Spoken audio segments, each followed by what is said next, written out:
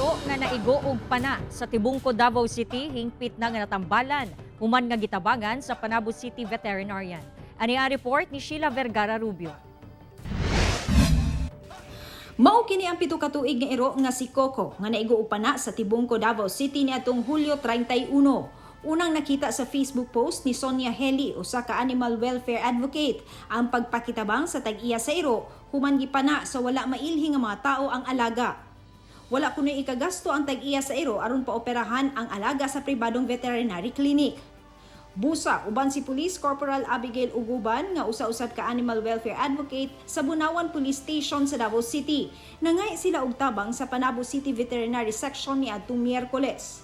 Malampuson nga natanggal ang pana nga naigo sa kilid sa tiyan ni Coco, pinaagi sa tabang ni Panabo City Veterinarian Dr. John Ray Bautista. Sigon sa veterinaryo nga posibleng mabutang sa kritikal ang kahimtang sa iro tungod sa impeksyon nga dala sa pana maong gioperahan dayon kini. Mapasalamaton ang tag-iya ug ang grupo ni Miss Sonia sa pagtabang sa Panabo City Vet bisan og dili nila sakop ang Davao City.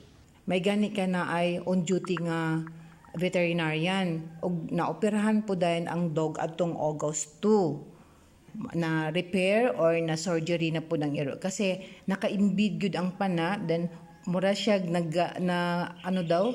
nasamdan daw tong iyang liver dapit.